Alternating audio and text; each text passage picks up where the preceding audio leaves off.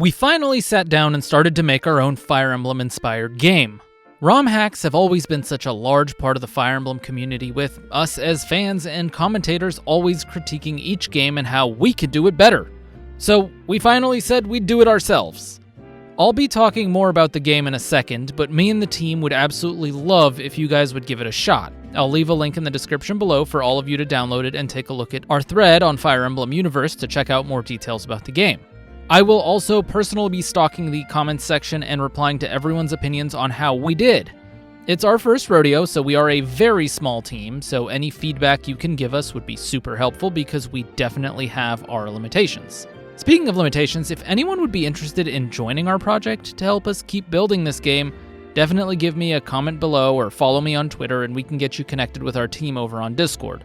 We are always going to need people who are good with coding, especially in the LT player engine, people who are good with music, sprite editing, pixel art, or animation, since our team kind of lacks that and we're doing our best with what we've got. Anyways, with that out of the way, let's talk about the actual game. Our story follows Mithrius, the prince of a country called Kentranos, who is trying his best to maneuver through a politically difficult time. You see, once upon a time, there were two goddesses who blessed the lands of the 6 kingdoms, each one able to bless 3. One of the goddesses died in the past, however, meaning that now these kingdoms alternate their blessings, so now they need to cooperate with each other to share the wealth. Otherwise, they're going to suffer the consequences of famine. This famine doesn't just extend to food, but also things like natural resources as well. Mithrius' country is just about to start a decade of famine, and so he sets out to attempt to lobby with the countries that are prosperous in order to secure the next decade of his country. The leaders of all 6 of these countries get together at a summit that you eventually will attend as part of this game, and they decide what the pairings are going to be and how these political futures are going to look like. So along the way, Mithrius is going to run into a lot of different obstacles, especially since each prosperous country really only has enough to provide for one country of famine, and so he needs to maneuver the political landmine in order to find a potential suitor. Don't forget, these countries with prosperity don't technically have to ally with him after all.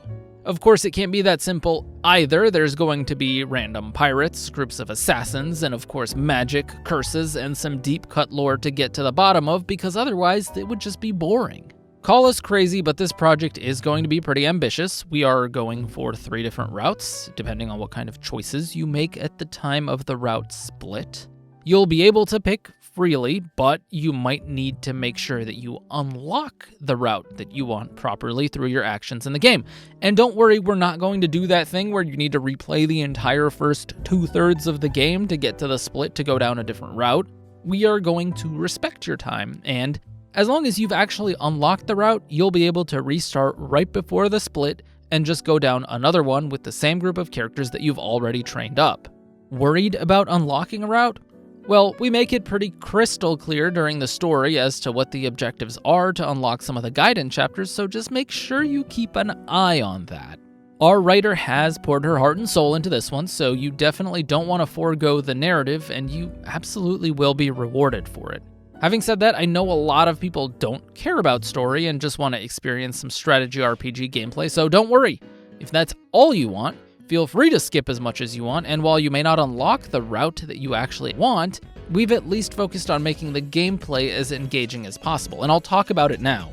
I did most of the map design, not all of it, but a lot of it. I would draw it out on hand on like random A4 sheets of paper, and then the team would kind of make it come to life or debate whether or not these mechanics actually work, which of course sometimes they don't.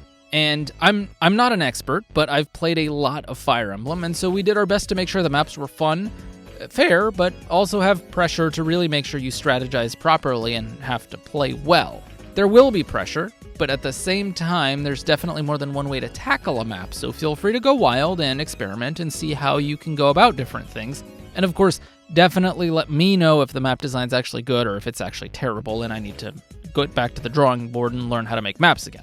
A couple of the features we have in this hack are that each character has some pretty unique skills. Some of them are passive and some of them are active that you can use on the map, and some of these active skills don't even take up your actual action, so there are a lot of ways to combo them.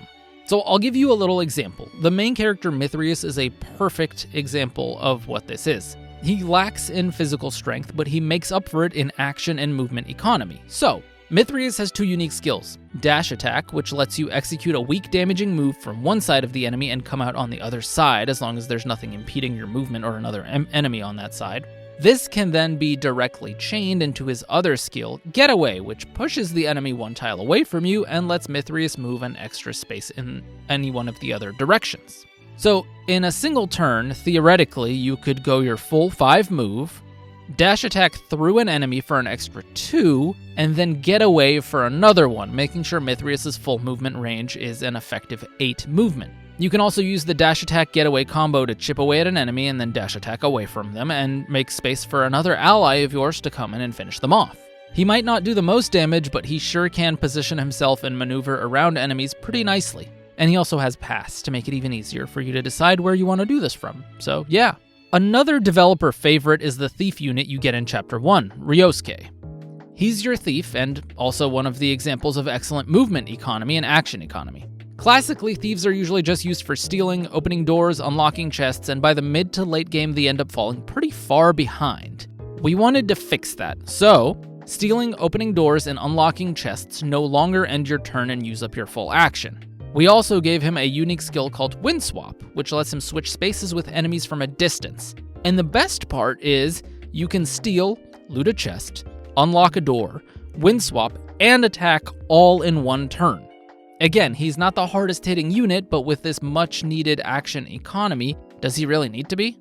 Oh, and he uses daggers, which also can be 1 to 2 range, and they have a debuff component to them that stacks the more times he hits.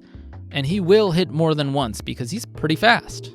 This is just a small example of 2 of the playable 16 to 20 units that we have in this hack, and it's pretty much the unit design that we're aiming for, where we really want to make each unit unique and stand out in their own way, but at the same time not overly broken, if that makes sense. My personal favorite unit is actually the Priest, but I'll leave that as a surprise for you to explore further on down the line for when you get him. We're still in the process of refining a few of these units, but for the most part, I think the majority of the cast is actually in a pretty good spot. And of course, it wouldn't be a Fire Emblem-inspired hack without support conversations. I honestly can't remember off the top of my head how many supports Blue has written, but there are a lot of them. We decided to follow the Tellius model for supports, where all you need to do to unlock it is spend a certain number of maps together and you'll be able to read that support in the base camp. If 2 characters spend enough time together to unlock an A support, they also get one of our new gameplay mechanics that we've added, which is an additional upgraded personal skill based on that relationship. Both characters get an extra skill, but you only get 1 A support skill, so make sure you choose wisely. It does give you a little bit of replay value though, in case you want to go and check out some of the other A support skills, and it helps the characters feel a little bit more unique. And if that wasn't enough, one of the last things I wanted to talk about is the fact that we added accessories to the game. If you remember Tellius being able to equip the Laguz Guard and the Beork Guard and all that stuff, it's kind of similar. Anyone can equip them, well, most of them. Some of them are limited to class, but they basically give you an additional skill. They're not easy to get though, and you'll need to earn them, but the payoff is pretty cool. As it stands, the game isn't finished yet, and we've got quite a ways to go, but our demo has 10 fully playable chapters with 3 gaiden chapters if you unlock them, and it's out now. We've got 16 playable characters to showcase, as well as 3 guest characters that make a one-time appearance for now, but may rejoin you later depending on your political affiliation.